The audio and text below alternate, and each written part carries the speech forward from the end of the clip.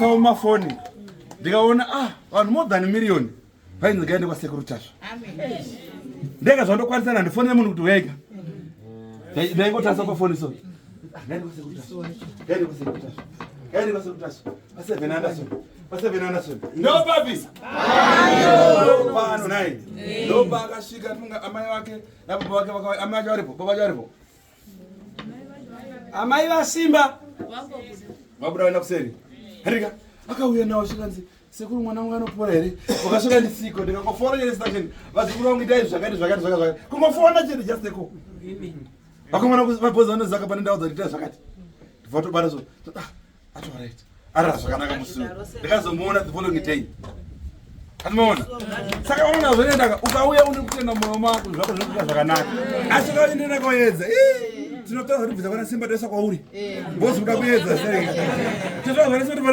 kwauri kana uri musha kutoparara kana uri mukadzi watorambiwa nemurume kana murume wakutopachura handizvo ndakatanga ndakati nhasi ndozora kutenjeridzira vane machembere vemumvura vane mudzimu yawanda kumutsiridzwa mwana tichiridza pabeka tisati mutoya padhuze mutambira padhuze apatato zvakata ndo ndino indotogadzira izvozvo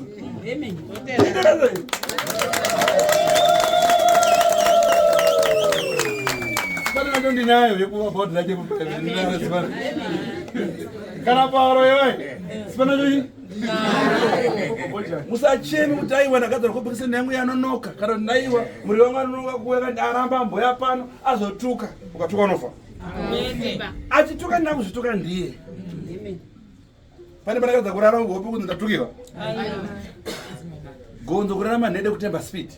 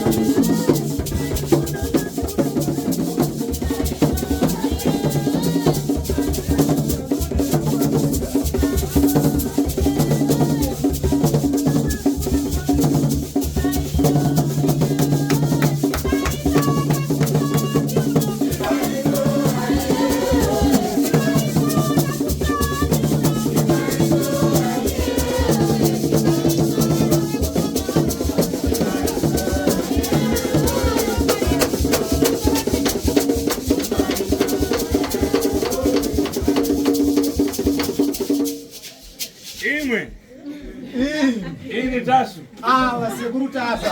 Kukuzati iwe ndio fiti. Ukuudze kuti uri muroyi. Iwe kutavira. Iwe ubva wadaira. Kutonga lini? Kutonga lini? Kutonga zikuru. Kutonga here. Sekuru tasa ukudze kuti uri muroyi. Kuita sei? Obva wati ndi muroyi. Eka kutonga ndatokutonga kwatodaira. Iwe ndokuza ndiwa apa vote shwanda apa. Kutonga ka. Kutonga ka. Simuza. Tongi. Pana da kudzira ngoma. Sekuru mazinya kupazidha kwazadhaka.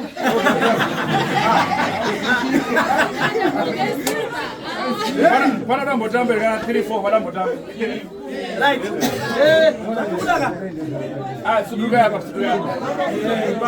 Suduka ndio sema kama